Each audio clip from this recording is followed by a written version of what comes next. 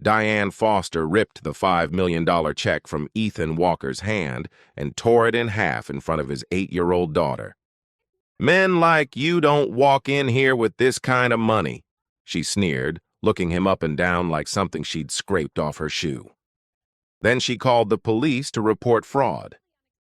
Ethan pulled Grace close and told Diane calmly that she had just made the most expensive mistake of her career.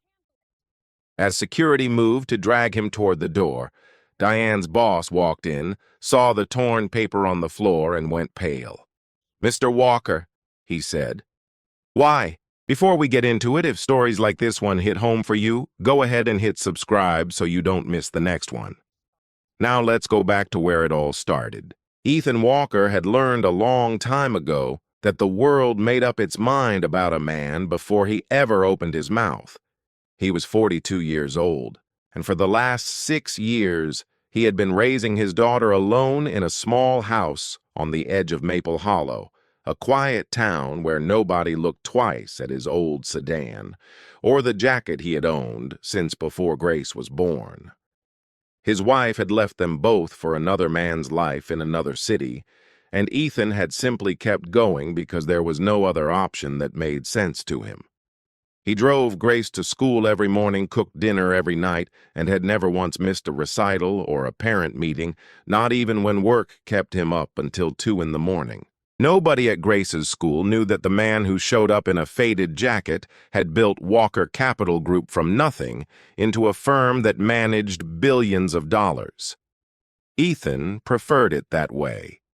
He did not want his daughter growing up believing that money made a person important or that a man's worth could be read off the label of his coat. He wore the same watch he had worn for a decade, drove the same car he had bought used, and kept his success folded quietly into the background of an ordinary life visible only to the people who actually needed to know it existed. That morning, a check for $5 million had cleared into his hands, the proceeds of an early stake he had sold in a technology company most people had never heard of until it made headlines. Ethan already knew where the money was going. Half of it would go into a fund for Grace's future untouched, until she was old enough to understand what it meant. The other half was meant to seed a scholarship for children being raised by a single mother or father, the kind of family he understood better than most, having lived every version of the exhaustion that came with it. He brought Grace along because they had a plan for the rest of the day, one she had been talking about since breakfast. First the bank, then the bookstore, then dinner at the diner she liked on 5th Street. It was supposed to be the easiest stop of the afternoon, a formality before the two of them got back to being father and daughter instead of founder and dependent. Neither of them expected the visit to take more than 10 minutes, and Ethan had even promised Grace she could pick out 3 books instead of the usual one since he was in a good mood. They walked into the Ellsworth branch of Holstead National Bank not long before closing time. Ethan had banked there for 15 years, since before Grace was born, since before Walker Capital had a name anyone recognized outside of a small circle of investors. But the woman behind the manager's desk that day, Diane Foster, had only transferred to that branch a few weeks earlier. She did not know his history, had never pulled up his account, and had no idea that the man in the worn jacket had been a fixture of that building's ledgers for a decade and a half long before she ever set foot inside it. Diane's eyes moved over Ethan the moment he walked in, then down to Grace, then back to the car he had parked out front. Other customers who came through the doors in pressed suits were greeted before they even reached the counter. Ethan and his daughter stood waiting while 3 tellers stayed idle, none of them called forward to help. Grace tugged at her father's sleeve and asked quietly why nobody was helping them yet. Ethan told her to be patient, that it never paid to assume the worst about people before they had done anything to earn it. When Ethan finally reached the counter, he placed the check down and asked for it to be deposited into the account he had held for 15 years. The number on the check caught the teller's attention immediately, and within seconds Diane was standing behind the counter herself. Instead of pulling up his account or checking the history attached to his name, something any manager could have done in under a minute, she began questioning him about where the money had come from, her voice loud enough for half the lobby to hear. Ethan answered every question without losing his composure. He handed over his driver's license, his bank card, his account number, and the paperwork confirming the sale of his shares. He offered to let Diane call the issuing bank directly so she could verify everything herself in a matter of minutes. It was, by any reasonable standard, more than enough for a transaction that should have taken no time at all. Diane looked at the documents without really looking at them. She told Ethan that a man carrying a $5 million check would not be driving a car like his or wearing a coat like that. A young teller named Rachel Simmons offered to make the verification call herself, but Diane cut her off before she could reach for the phone, ordering her back to her own station in a tone that left no room for discussion. By then, several customers had noticed the tension building at the counter, and a few had already taken out their phones to record. One man said loud enough for Grace to hear that a man like Ethan might be using his own daughter to make a scam look more convincing. Nobody in the lobby spoke up against the comment. They simply kept their phones raised, waiting to see what would happen next. Grace's hand found her father's and gripped it tightly, her earlier confidence draining out of her all at once. Ethan kept his voice even and asked Diane one more time to make the call to the issuing bank before this went any further. His calm only seemed to provoke her. In front of the tellers, the security guard and every customer still filming Diane announced that the check was fraudulent, though she had not verified a single detail of it. Ethan reminded her evenly that she was handling a customer's legitimate assets and should think carefully about what she did next, hoping the warning would land before things went any further. Diane heard that reminder as a threat instead of a warning. She snatched the check off the counter, looked directly at Ethan, and told him that people like him did not walk in here with $5 million. Then she tore it in half, and then into smaller pieces, and let them fall to the floor at his feet in full view of his daughter. The lobby went silent. Grace bent down as if to gather the torn pieces, but Ethan stopped her gently, unwilling to let his daughter kneel on the floor to collect what someone had just used to humiliate him. He looked at Diane and told her without raising his voice that she had just made the most expensive mistake of her career. Diane called the police, telling the dispatcher that a man was using fraudulent documents threatening staff and refusing to leave the premises. She then ordered Dean Coleman, the branch's security guard, to escort Ethan out of the building. Dean hesitated for a moment before stepping forward, uncertain why he was being asked to remove a man who had done nothing but stand quietly at a counter, but a direct order from his manager left him little room to argue in front of a lobby full of witnesses. Grace looked up at her father as the guard approached, her eyes wide with a fear no 8-year-old should have had to carry into a bank on an ordinary afternoon. Ethan tightened his hand around hers, keeping his voice low so only she could hear him telling her that everything would be fine as long as she stayed close. Ethan understood the position he was in. He could resist and risk turning a bad situation into something dangerous with Grace standing beside him, or he could stay calm and wait for the truth to catch up to the moment. He chose not to fight the order, but he also refused to walk out the door before someone confirmed what he already knew to be true. He glanced down at the torn pieces of paper scattered across the tile remnants of a scholarship fund that had not even had the chance to exist yet, and felt something harden in his chest that had nothing to do with anger. It was closer to certainty. Somewhere in the last 10 minutes, this had stopped being about a $5 million check and started being about every assumption a room full of strangers had made about him before he ever said a word. He held on to that thought as Dean's hand settled on his arm, and he let himself be walked toward the door, one slow step at a time with Grace pressed against his side. Dean's grip stayed light on Ethan's arm as they moved toward the glass doors, but Grace could not stop looking back at the torn pieces of the check still scattered across the floor. She reached up and wrapped both arms around her father's waist, pressing her face into his side, and begged the guard in a small voice not to take him away. Dean's jaw tightened, but he kept walking, caught between a manager's order and the plain evidence of his own eyes.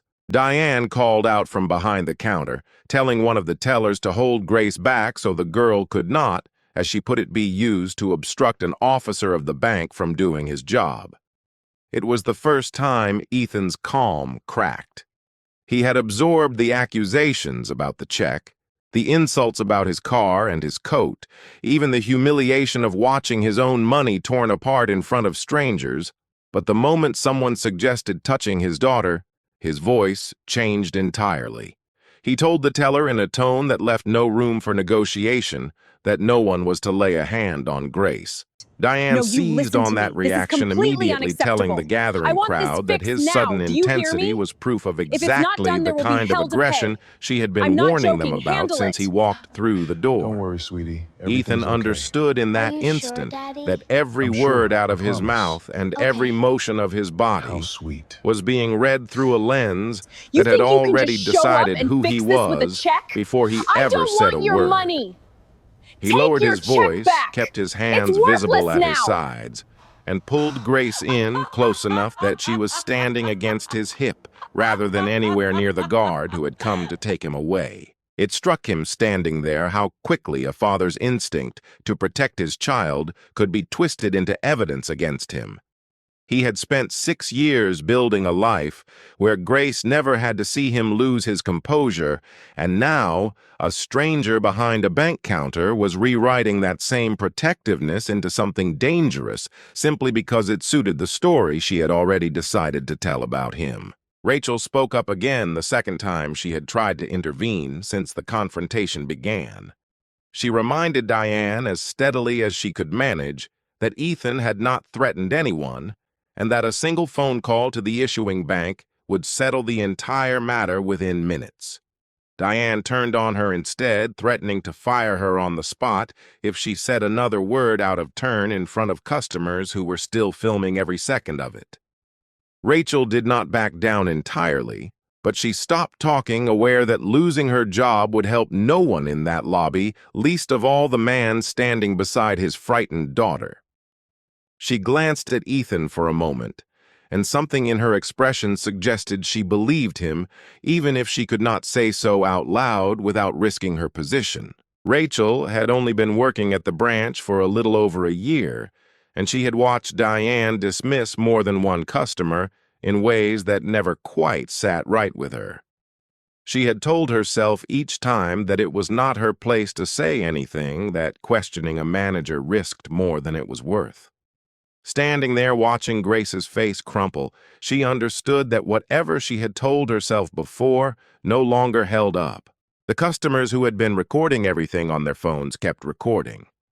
Nobody lowered a phone to speak up. Nobody stepped between Diane and the family she was dismantling in the middle of a Tuesday afternoon. They wanted the spectacle, but none of them wanted to be the first person to risk anything by standing on the side of a stranger they had never met before that day. Grace looked around the lobby at all the raised phones and lowered eyes, and she asked her father in a voice just loud enough to carry why nobody in the room would say that he had done nothing wrong. Several people looked away when she said it. Nobody answered her, and nobody moved. Ethan felt that silence settle into his chest harder than anything Diane had said, because he understood, watching his daughter's face, that she was learning something about the world that no 8-year-old should have to learn in a bank lobby on an ordinary afternoon. He realized, standing there with Grace's hand locked in his, that this had stopped being only about $5 million, or even about his own dignity. His daughter was watching an entire room agree through nothing but silence that an injustice happening in plain sight did not require anyone to do anything about it. That thought settled into him with more weight than the accusation of fraud ever could, and he found himself wondering what kind of lesson Grace would carry out of that building if nothing changed before they reached the door. Dean began walking Ethan and Grace toward the glass doors at the front of the branch, his hand still resting on Ethan's shoulder rather than gripping it as though some part of him did not want to be doing this even as he did it. The lobby had gone quiet, except for the murmur of customers still filming, waiting to see how the scene would end, and the low hum of the overhead lights that suddenly seemed far too loud. Ethan counted his steps toward the door, the way he sometimes counted his breaths during a difficult negotiation, a habit that kept his mind from racing ahead into anger. Grace's small hand stayed locked around two of his fingers, and he could feel her trembling, even though she had stopped crying somewhere in the last minute. He told himself that whatever happened next outside those doors, the most important thing was that she stay close and stay calm, and everything else could be sorted out afterward. Diane watched them go with her arms crossed, apparently satisfied that the matter had been handled correctly, unaware that the man walking toward the exit held more influence over her branch's future than she could have imagined 10 minutes earlier. At that exact moment, the door swung open, and Gerald Whitman walked in a leather briefcase in one hand and the unhurried posture of a man who expected an uneventful, late-afternoon meeting. Gerald was the regional president for the Eastern Division of Holstead National Bank, and he had come to the Ellsworth branch specifically to meet Ethan after hours away from the attention a public meeting might draw. The two of them were finalizing a deal worth $750 million between the bank and Walker Capital Group, a deal that had been months in the making and was scheduled to close within the week. Gerald took 2 steps inside before he understood what he was looking at. Ethan Walker, the man he had been preparing to meet for the better part of an hour, stood with a security guard's hand on his shoulder while his daughter clung to his side in tears. Scraps of paper were scattered across the floor near his feet, and Gerald did not need anyone to explain what they had once been. His briefcase slipped out of his hand and landed with a heavy thud against the tile. For a moment he simply stood there processing the distance between the meeting he had walked in expecting and the scene actually unfolding in front of him, his eyes moving from the torn paper to Grace's tear-streaked face and then to Ethan himself. Then he said the 2 words that changed the entire temperature of the room. Mr. Walker. Gerald said, his voice carrying across the lobby with an authority that made every head turn. Dean released Ethan's arm, immediately stepping back, as though the shoulder he had been holding had suddenly become something he had no right to touch. Diane moved toward Gerald and began explaining quickly that she had just prevented what she believed was a $5 million fraud attempt. Gerald looked at her for a long moment before asking whether she had any idea who the man standing in front of her actually was. Diane opened her mouth to answer, then closed it again, clearly realizing for the first time that the question was not rhetorical. She glanced at Ethan, then at Grace, then back at Gerald, searching for some version of the last 10 minutes that might still make sense in light of what was happening. This is completely Around the unacceptable. lobby, the customers who had spent the last several minutes recording a supposed criminal suddenly lowered their phones just enough to exchange confused glances with one another. Everything's okay. A woman near the sure, entrance Daddy? whispered to the man sure, beside I her, promise. asking if this Okay. meant the whole thing had been How some kind of sweet. misunderstanding. You Nobody think you can answered her just show because up and nobody fix yet this with a understood check? exactly how I large don't that want your money. misunderstanding actually was. Take your check In front of back. every customer It's still in the worthless lobby, now. Gerald explained that Ethan Walker was the founder of Walker Capital Group, one of the largest institutional clients the bank currently held. He explained that Walker Capital was in the final stages of a $750 million agreement with Holstead National, and that Ethan was the only person with the authority to approve or walk away from that deal. The $5 million check, he added, was entirely legitimate.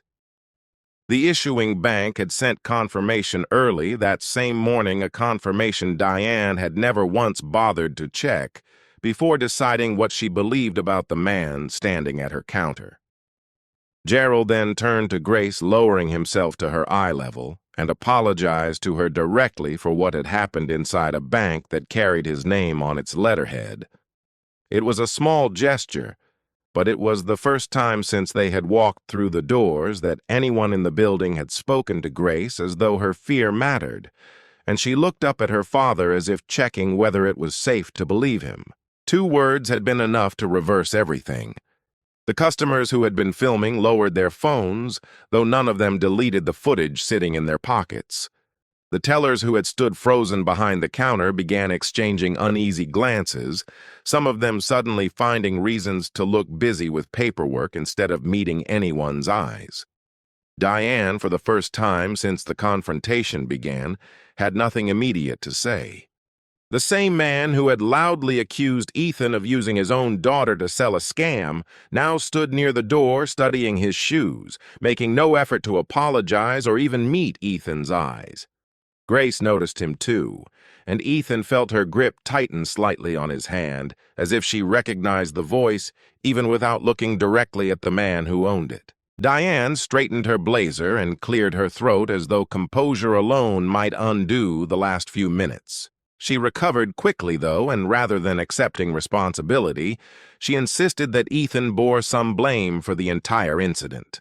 She argued that a man carrying $5 million should have dressed the part, or at the very least identified himself the moment he walked through the door, as if the burden of preventing his own humiliation had rested on him rather than on her. Ethan asked her, without raising his voice, whether a customer needed to be wealthy or well-known before he deserved basic decency.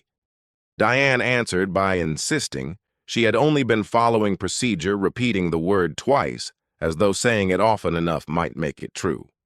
Gerald gestured toward the torn paper still scattered on the floor and asked her to name the exact procedure that authorized a branch manager to destroy a customer's legal property in front of his child. "There is no such procedure, Diane," Gerald said flatly. "There never has been." Diane's face flushed, and she started to say something about protocol again, before catching herself aware that the word had already failed her once. Diane fumbled for an answer and found none. She looked around the lobby at the tellers who would not meet her eyes and the customers still holding their phones, and for the first time seemed to understand that no one in the room was going to help her out of the corner she had backed herself into. She could not answer Gerald's question. Instead, she pivoted again, this time blaming Ethan for bringing his daughter into the bank at all, suggesting that her presence had made the entire situation more emotional than it needed to be. That comment was the moment Ethan stopped extending her any benefit of the doubt whatsoever, and something in his expression made even Gerald take half a step back. Gerald ordered Diane to surrender her employee badge and her keys immediately, and instructed her not to touch her computer or her phone under any circumstances.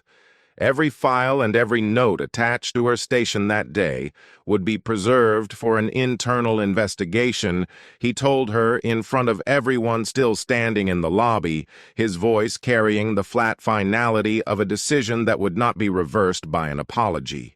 While attention remained fixed on Ethan and Gerald, Diane quietly slipped behind her terminal and attempted to delete an internal note she had added to Ethan's account only minutes earlier, one that described him as a threatening customer with a high risk of fraud.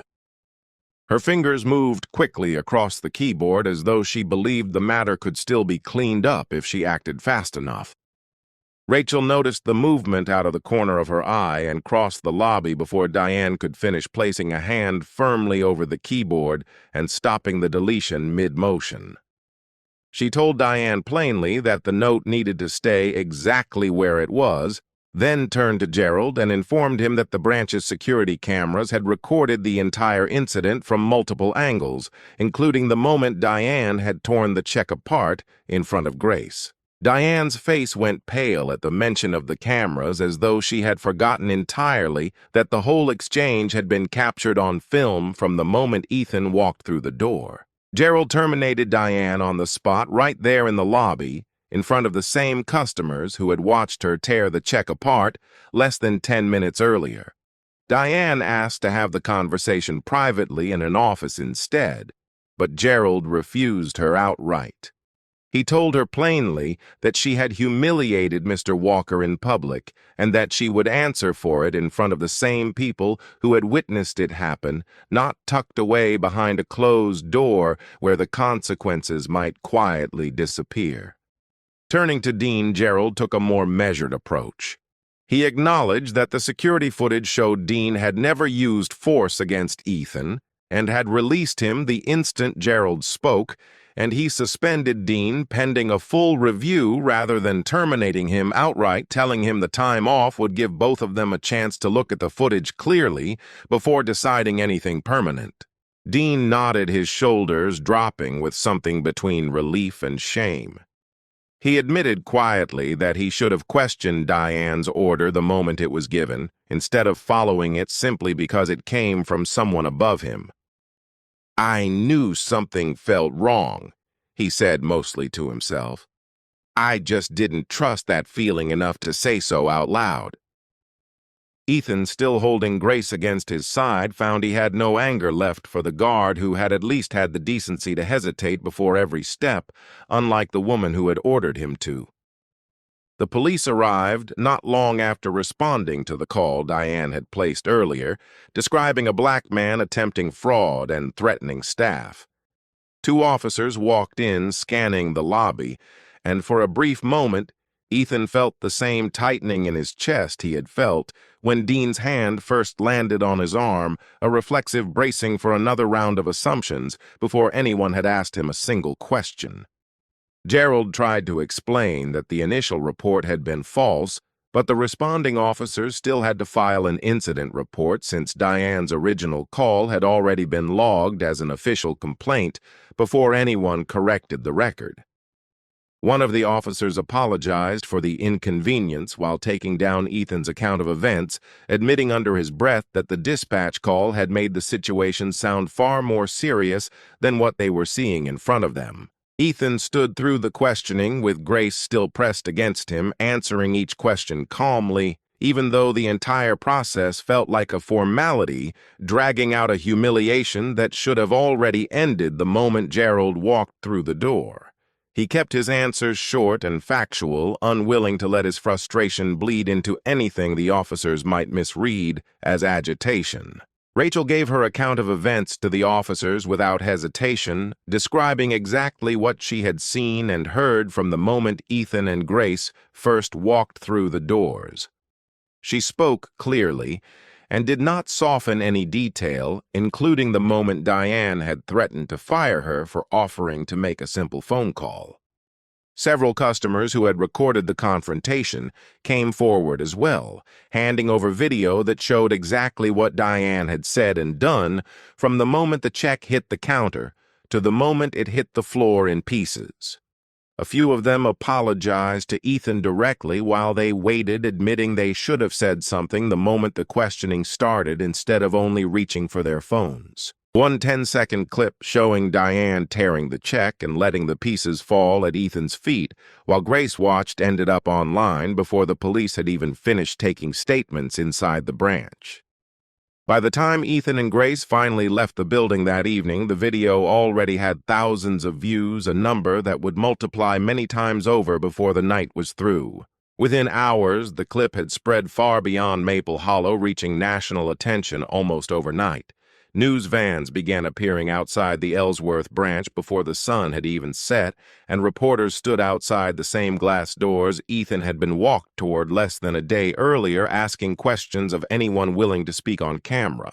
Reporters quickly discovered that Ethan was a single father who had raised his daughter alone for 6 years, and that the $5 million Diane had torn apart was meant to help launch a scholarship fund for children being raised by single parents just like him.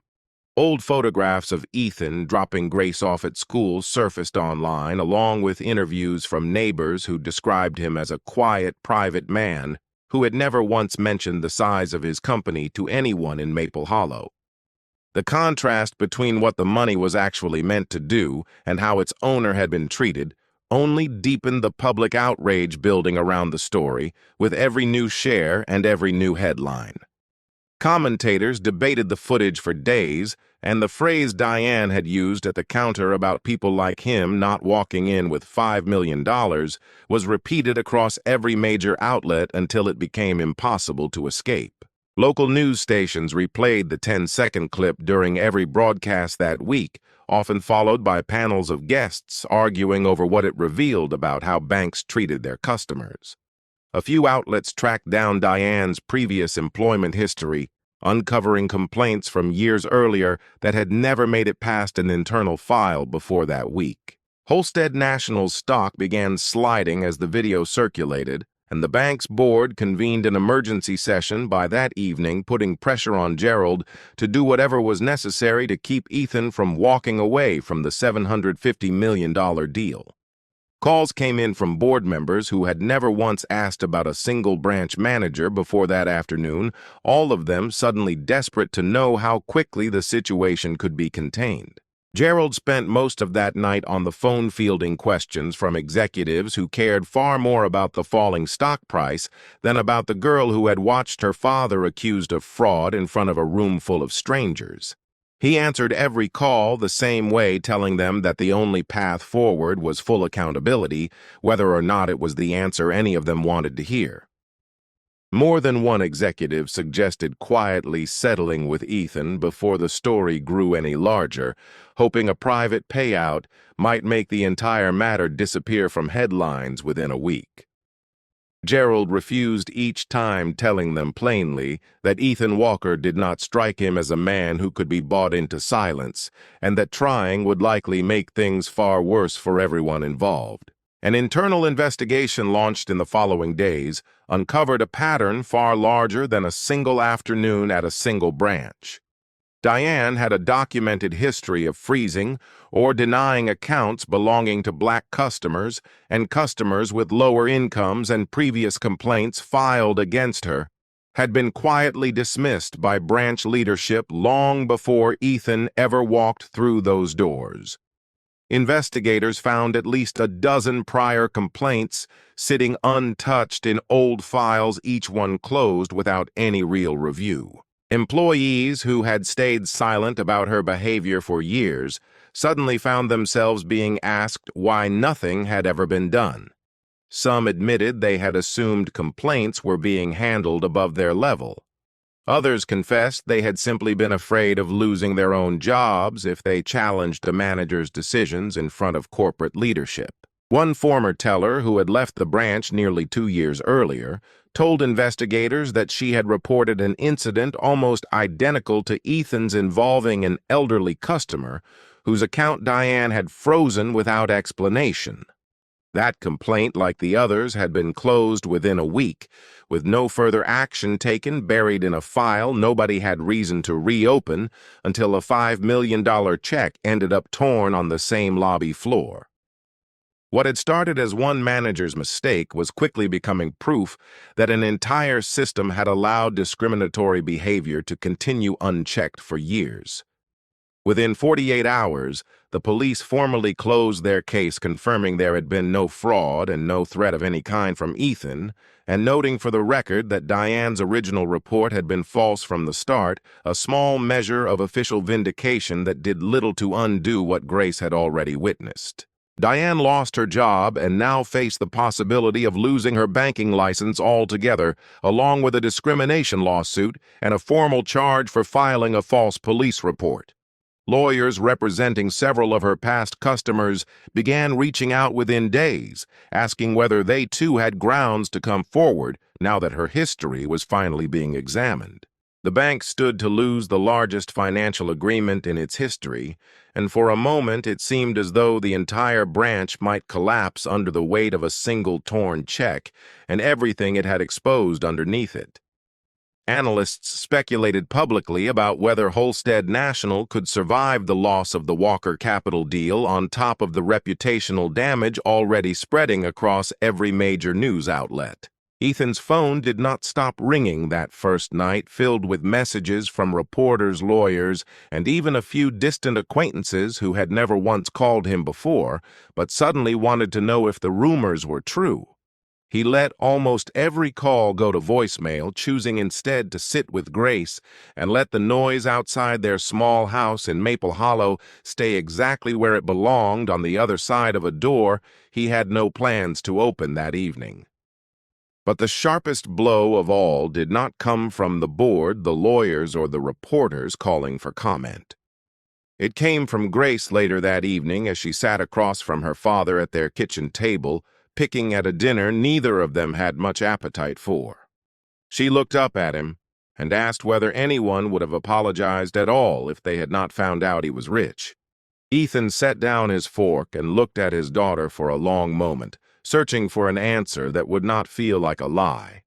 He had no answer for her. He had been cleared because he happened to hold power that most people never would, but he understood, sitting there with his daughter's question hanging in the air between them, that thousands of other people walked into banks just like that one every single day without a regional president arriving in time to call them sir. He thought about all the videos and headlines already circulating his name, all the strangers online arguing about what had happened to him, and realized that almost none of them were asking the question Grace had just asked at their own kitchen table. Everyone wanted to talk about the check. Almost nobody wanted to talk about what happened to the people who did not happen to be carrying one worth $5 million, or the ones who never got a chance to have their names cleared on the evening news. Outside, he could still hear the faint sound of a car slowing near their house, one of several that had crept past, since the story broke drivers craning their necks to catch a glimpse of the man everyone online was suddenly talking about. Ethan pulled the curtain shut and turned his attention back to his daughter, the only audience that had ever mattered to him in the first place. For the first time since the check had been torn in half, his own vindication felt entirely hollow to him, and he sat with that feeling long after Grace had gone quiet, staring at the last uneaten pieces of food on her plate. He reached over and squeezed her hand, unable to give her the honest answer she deserved, and unable to stop thinking about what he might do instead. The lawyers arrived at Ethan's house 3 days later, dressed in suits that looked out of place against the modest porch and the sedan parked in the driveway. They came with an offer already prepared, one that included a financial settlement, a public apology from the bank, and the termination of several employees, all in exchange for one simple condition. Ethan would sign the $750 million agreement as planned and say nothing further about what had happened inside the Ellsworth branch. They laid the paperwork out across his kitchen table, the same table where Grace had asked her question 3 nights earlier, and walked him through the numbers as though the size of the settlement alone might be enough to settle the matter. Ethan let them finish before he said anything at all, watching Grace do her homework quietly in the next room, while grown men discussed how to make a public humiliation disappear from the news cycle. Ethan listened to the entire proposal without interrupting, aware that a single signature from him could still cost Holstead National hundreds of millions of dollars and end more than one career at the top of the company. Part of him wanted to walk away entirely, to take Grace somewhere far from cameras and reporters and never set foot inside another Holstead branch for the rest of his life. He thought about Grace's question from that first night, the one that had followed him into every quiet moment since. If nobody had known he was rich, would anyone have apologized at all? He understood that punishing Diane and pressuring the bank into a public statement would satisfy his own anger, but it would do nothing for the next person who walked into a bank without a regional president waiting nearby to vouch for them. He also thought about the customers who had stood in that lobby with their phones raised, recording everything and saying nothing, and about how easily an entire room had agreed through silence to let an injustice happen in front of them. Punishing one manager would not change that kind of silence. Only something built to outlast the headlines might have a chance. He thought too about Dean's admission that he had known something felt wrong and had not trusted himself enough to act on it, and about how many other employees across the country probably carried that same quiet doubt without ever being given permission to speak it out loud. If the bank walked away from this moment having only fired one manager, nothing underneath her would have actually changed. The challenge in front of him was no longer proving that a $5 million check was real. It was proving that power once handed to someone who had felt its absence could be used to protect the people who never got the chance to hold any of it themselves. Ethan told the lawyers he would keep the deal on the table, but he refused the personal settlement outright, telling them he had no interest in being paid to stay quiet. Instead, he laid out a list of conditions that had nothing to do with his own bank account and everything to do with what happened the next time someone without his last name walked through those doors. Every branch would undergo an independent audit for discriminatory conduct conducted by outside investigators rather than the bank's own compliance office. Any decision to freeze or deny a customer's account would require approval from a second manager before it could take effect. Customers would have the explicit right to request independent verification whenever a dispute arose, rather than being left at the mercy of a single employee's judgment. Employees who reported wrongdoing would be protected from retaliation, a condition Ethan insisted on directly because of what he had watched happen to Rachel in the middle of that lobby. Frontline staff, including security personnel like Dean, would receive training on when and how to question an order that was clearly wrong instead of following it simply because it came from someone above them. Security footage and transaction records could no longer be deleted once a complaint had been filed against an employee. Customer rights would be posted publicly inside every branch in plain language anyone could read while waiting in line. The bank would be required to publicly disclose how it had handled every ignored complaint from the past, including the ones already buried in old files before Ethan ever walked through the doors of the Ellsworth branch. Finally, Holstead National would fund a permanent financial assistance program for single-parent families seated with the same money that had once been torn apart on a lobby floor. The board resisted at first, arguing that some of the conditions went far beyond what any single incident required, but with the deal and the company's reputation both hanging in the balance, they had little room left to negotiate. Gerald sat through most of those negotiations himself, reminding the board more than once that the cost of refusing Ethan's terms would almost certainly exceed the cost of accepting them. Within the week, every condition had been accepted and written into the final agreement alongside a public timeline for when each change would take effect across every branch in the region. Diane's banking license was permanently revoked, and she now faced a civil rights lawsuit alongside the charge for filing a false police report. Employees who had helped bury previous complaints against her were placed under formal review as well, closing out a pattern of silence that had protected her for years longer than it should have. Dean was reinstated once the investigation confirmed what the footage had already shown, that he had never used force against Ethan and had released him the instant he was told to.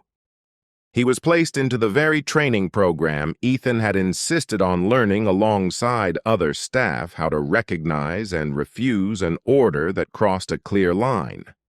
When he saw Ethan again weeks later, he apologized quietly, admitting he wished he had trusted his own instincts sooner, instead of waiting for someone else to give him permission to do the right thing. Ethan told him there was nothing left to apologize for, that he remembered clearly how Dean's hand had never once tightened on his arm, and how he had let go the instant Gerald spoke. It was a small distinction, but it was one Ethan had carried with him in the weeks since, and he wanted Dean to know it had not gone unnoticed. Rachel was kept on and promoted to assistant branch manager, a new role that put her in charge of rolling out the teller's training program across the region, all because she had been the only person in that lobby willing to speak up while everyone else stayed silent. Ethan made a point of thanking her personally before he left the branch that day, telling her that her willingness to say something out loud had mattered more than she probably realized in the moment. The bank issued a replacement check once the original had been formally voided, and Ethan split the money exactly as he had always planned. Half went into the fund, securing Grace's future. The other half became the seed money for the Walker Single Parent Scholarship, a program built to support the children of mothers and fathers raising kids on their own the way he once had. Ethan insisted that the very first round of scholarships be administered out of the Ellsworth branch itself, the same building that had once refused to believe he belonged there. A place that had turned him and his daughter away would now be the place responsible for handing opportunity to families who looked a great deal like his own. 3 months later, Ethan and Grace walked back through those same glass doors. He still drove the same sedan and wore the same jacket, unwilling to change anything about himself, simply because the world had briefly decided his appearance mattered more than it should have. Grace held his hand the same way she had that first afternoon, though there was nothing tense in her grip this time, only the easy comfort of a child walking beside her father on an ordinary errand. The bank, however, looked different in ways that went beyond fresh paint or new signage.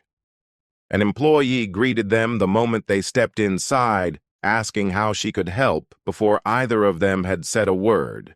Nobody's eyes lingered on Ethan's coat or his car keys before deciding how he should be treated, and for the first time since that first visit, Grace did not ask why nobody was helping them yet.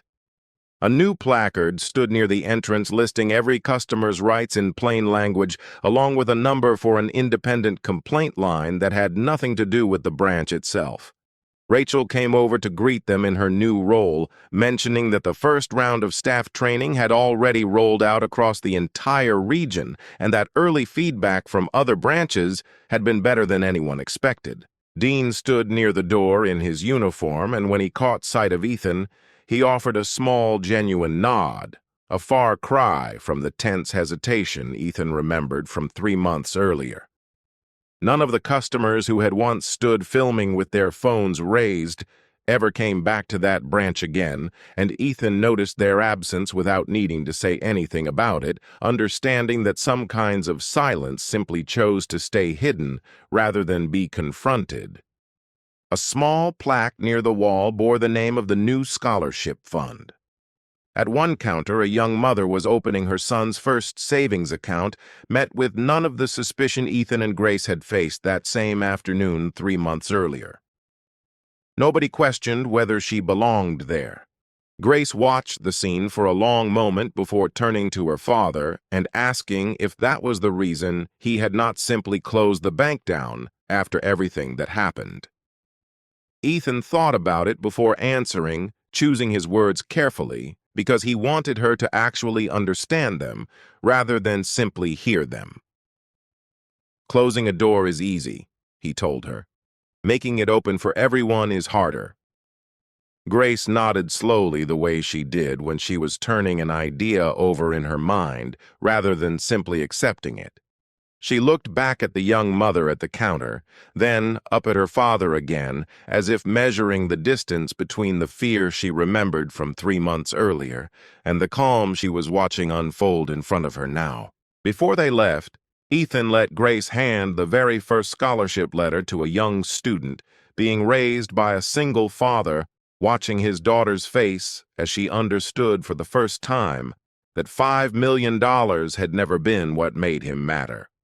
What mattered was that he had the power to seek revenge, and chose instead to make sure the next person through those doors would be treated like they belonged there from the start. Father and daughter walked out together, finally continuing the plans that had been interrupted 3 months earlier, a stop at the bookstore, then dinner at the diner on 5th Street. If you had been standing in that lobby the day it all began, would you have stayed silent behind a raised phone, or would you have been the first to stand up for a father and his daughter? A person should never need $5 million to be treated with basic respect. Ethan did not win the day Diane's boss recognized him as a powerful investor standing in his own branch.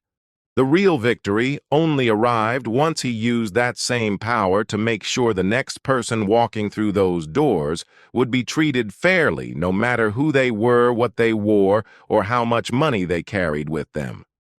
If this story moved, you subscribe for more and carry that same lesson with you the next time you're standing in a room where someone else is being underestimated.